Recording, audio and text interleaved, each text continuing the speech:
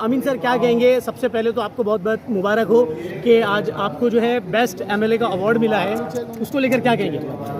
देखिए, मैंने पहले भी कई मरतबा कहा है, मैं आज शुक्रिया अदा करना चाहता हूँ डॉक्टर अख्तर हुसैन रिजवी साहब का और एडवोकेट रुबीना रिजवी साहिबा का, जिन्होंने यहाँ बुलाकर मुझको ये एजाज़ दिया, मुझको सम्मान दिया। मगर ये अवार्ड का हकदार मैं नहीं हूँ, मेरे इलाके के लोग हैं जो मेरे साथ रात दिन काम करते हैं, जिसकी वजह से मुझको ये अवार्ड मिला। किस तरह का माहौल है अभी खराब किया जा रहा है, इस विषय में क्या कहेंगे? जिस तरह मुल्क में माहौल खराब किया जा रहा है और एक तरफ सीरत नबी की बात हो रही है, क्या कहेंगे? देखिए, आज बहुत ज़रूरी है हम इस टॉपिक पे बात करें। ये आज जो प्रोग्राम यहाँ पे किया गया है सीरत नबी, ईद मिलाद नबी के मौके पर, ये बहुत इम्पोर्टेंट है। और आपने देखा कि यहाँ पर अपनी तकरीर करते हुए लीडर ऑफ अपोजिशन अम्बादार दानवे ने क्या कहा, आपने देखा कि खासदार अरविंद सावंत ने क्या कहा, आपने देखा कि एडवोकेट आशीष शेलार ने क्या कहा। लोगों का सबका यही मानना है कि चंद लोग जिसको हम गिनती में भी नहीं ले सकते, वैसे लोग इस देश के अंदर अमन और शांति को ख़राब करना चाहते हैं। मैंने एक बात अंदर कही, अगर आपने सुनी होगी तो, अगर आसमान में कोई आदमी थूकता है तो थूक उसके मुंह पे गिरता है, आसमान तक नहीं पहुंचता। तो आज अम्बादार दानवे ये कहते हैं कि नबी करीम मोहम्मद मुस्तफ़ा जो प्रॉफिट है वो सबके है, वो सबके लिए आए हुए हैं। उन्होंने जो मैसेज दिया है, जो पैगाम दिया है अमन का, शांति का, एकता का, भाईचारे का, वो सबके लिए है। और मैं आपसे एक कदम आगे बढ़ के कहता हूँ कि इस्लाम के अंदर अगर किसी बेकसूर आदमी को अगर आप मारते हो तो आप पूरी इंसानियत का कत्ल कर देते हो। जो मज़हब में ये बात लिखी है, और हर मज़हब हर आदमी को अपने मज़हब को मानने का अधिकार है। आप मुझको एक मज़हब बता दो जिसके अंदर अहिंसा दिखती हो। हर मज़हब जो है उसमें सिर्फ और सिर्फ अहिंसा है, हिंसा की कोई जगह नहीं है। हिंसा को कोई आदमी लाइक नहीं करता है, कोई इंसान लाइक नहीं करता है। हर मज़हब के अंदर होता है कि आप अमन के साथ रहो, आप सुकून के साथ रहो, आप चैन के साथ रहो और दूसरों के रहने दो।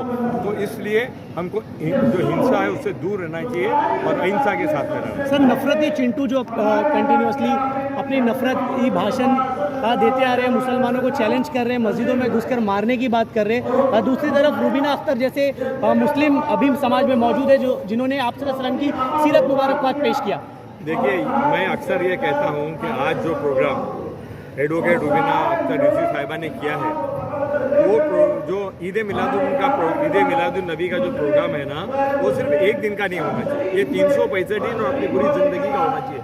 क्योंकि हमको उनका मैसेज रोज़ देना है। हम नमाज रोज़ पढ़ते हैं, उसी तरह से ये मैसेज जो मोहब्बत का है, अगर आप एक आदमी से अच्छी बात दिन में एक बार कर दोगे, जो हमारा बिरादरान वतन है उसे एक बार अच्छी कर दोगे तो ज़िंदगी भर के लिए आपका दोस्त बन जाएगा। तो अगर हम रोज़ एक नया दोस्त बनाते हैं तो 365 दिन में हम 365 नए दोस्त बनाएंगे, तो हमारी ज़िंदगी में हज़ारों लाखों नए दोस्त बना लेंगे।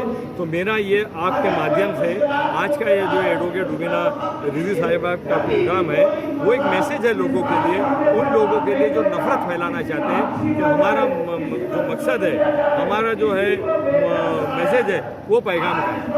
हम मोहब्बत देना चाहते हैं और वो मोहब्बत का मैसेज हम लेके आगे जाएंगे। बहुत शुक्रिया सर। रिजवी ग्रुप के तरफ से ये प्रोग्राम यहाँ रखा था।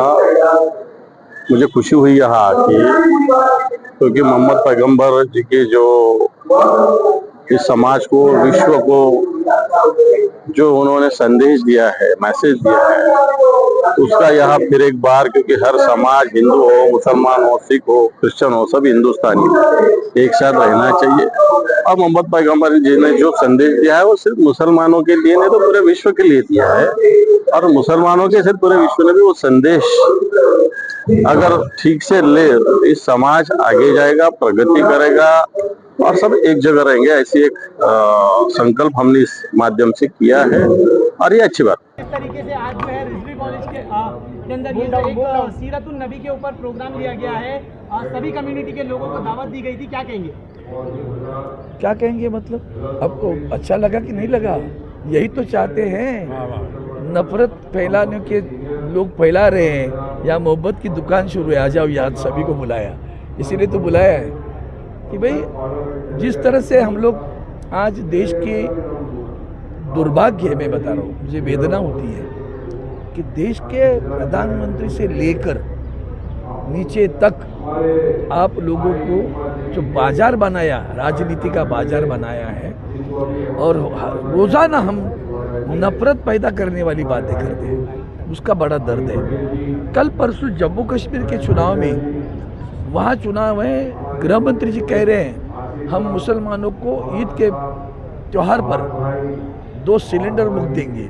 अरे भैया जॉब दे दो, सिलेंडर खरीद लेंगे हम, कोई दिक्कत नहीं हमें सिलेंडर खरीदने में। लेकिन अगर देना ही है तो जम्मू कश्मीर क्यों को? हमारे मुसलमान भाई पूरे देश में है, सभी मुसलमान भाई को देश में दे दो मुफ्त में। ये जो अगर कोई दूसरा करता तो वो प्रधानमंत्री कहते ये रेवड़ी बांट रहे हैं, तो ये रेवड़ी नहीं तो क्या बेवड़ी है? क्या है, क्या है ये? इसलिए मैं आपसे कहता हूँ कि हम उनमें से है कि जो देश के संविधान को मानने वाले हैं, जो लोग देश की संविधान को तोड़ना चाहते हैं उसको मानते ही नहीं, सच बताऊँ तो। और जितनी भी न्यायिक संस्था है, मैं शब्द प्रयोग कर रहा हूँ, न्यायिक संस्था है, उस संस्थाओं को कल ही, पिछले हफ्ते ही हमारे आदरणीय सर्वोच्च न्यायालय ने कहा ये तो पिंजरे का पोपट है, पिंजरे का पंछी है। इसका मतलब क्या, आप सोच लो। तो जुडिशरी होने दो या CBI होने दो, ED होने दो, इनकम टैक्स होने दो, या कोई और सारे डिपार्टमेंट एक ऐसे बन गए कि बस उनके गुलाम बने। और कहा भी इलेक्शन कमीशन नहीं चुप बोलना भैया, सभी गुलाम बनकर काम कर रहे हैं, देश की संविधान को ठेस पहुंचा रहे हैं। हिम्मत नहीं इनमें से किसी की कि ये गलत हो रहा है बोलने की भी। ये तो दुर्भाग्य है देश का। इसलिए हमें संगठित होना है, और जो लोग चाहते हैं कि यहाँ दीवारें पैदा करें, नफरत पैदा करें, हिंदू मुस्लिम जात पात धर्म के आधार पर, उसको टुकराना है, मजबूती से इकट्ठा रहना है। थोड़ा सा बच गया रे, शोले वाला डायलॉग, बच गया रे।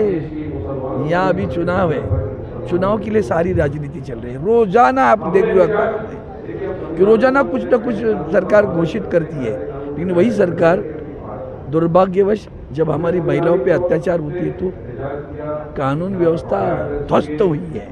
कुछ नहीं है, कानून कहाँ है, रोजगार कहाँ है? हमारे ये जवान बच्चे सब घूम रहे हैं ना ग्रेजुएट लेके। इसलिए हम आपसे प्रार्थना करते हैं, इसके माध्यम से ये बड़ा अच्छा कार्यक्रम रिजवी कॉलेज में लिया गया, सभी को बुलाया। दिल खोलकर बोलो, लेकिन दिल और जुबान एक बात करे, इतना ही मैं कहता हूँ। जुबान पे एक और दिल में अलग, वो हमारी औलाद नहीं है, बाला साहब ठाकरे की औलाद है। जो जुबान पे है वही दिल में है। आज रिजवी कॉलेज में जो प्रोग्राम रखा गया था, आप यहाँ तशरीफ लाए थे, क्या कहेंगे इस मौजूद पे? देखिए, आज हमारी बहन एडवोकेट रुबीना रिजवी जी और अख्तर रिजवी साहब ने एक प्रोग्राम रखा था सीरतुन नबी के ऊपर, प्रॉफिट फॉर ऑल। हम सब तमाम मुख्तलिफ सियासत पार्टियों को बुलाया, उलमा इकराम को बुलाया, और तमाम लोगों को यहाँ पर उन्होंने बुलाकर एक मैसेज देने की कोशिश की।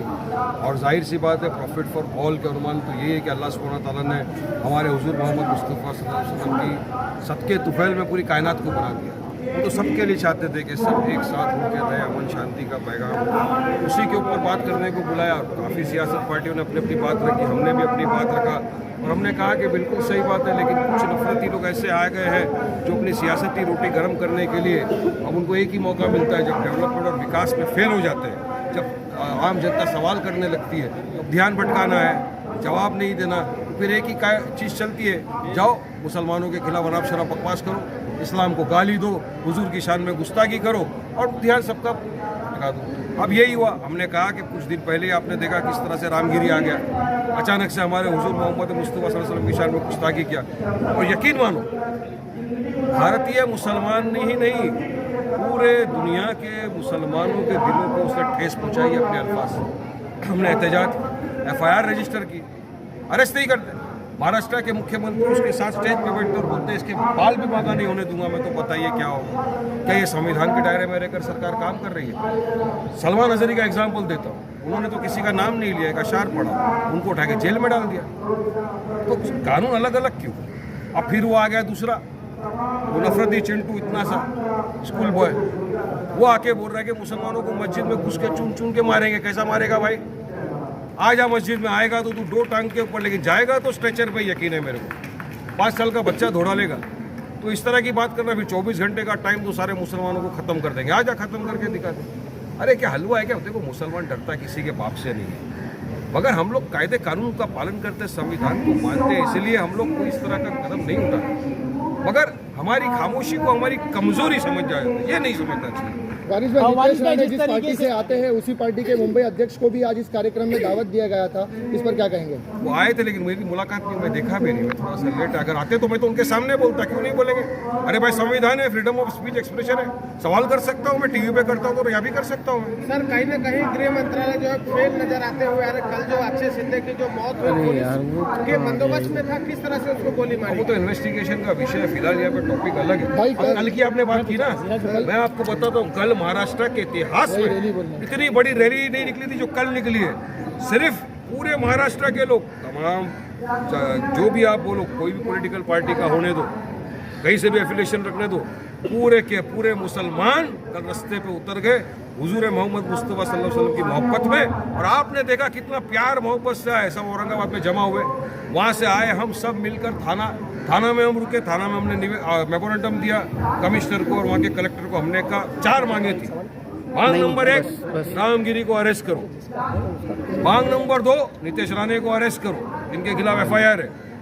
मांग नंबर 3, मुफ्ती सलमान अजहरी साहब को रिहा करने की कोशिश करे महाराष्ट्र की सरकार। मांग नंबर 4, एक ऐसा कानून बनाया जाए हेट स्पीच के ऊपर, जो इस तरह के नफरती चिंटू जो बयानबाजी करते हैं उनको लागू हो, उनको अरेस्ट करो। चारों मांग हमने दिया है। अब देखते हैं, अगर नहीं हुआ तो इससे बड़ा एहतजाज किया जाएगा।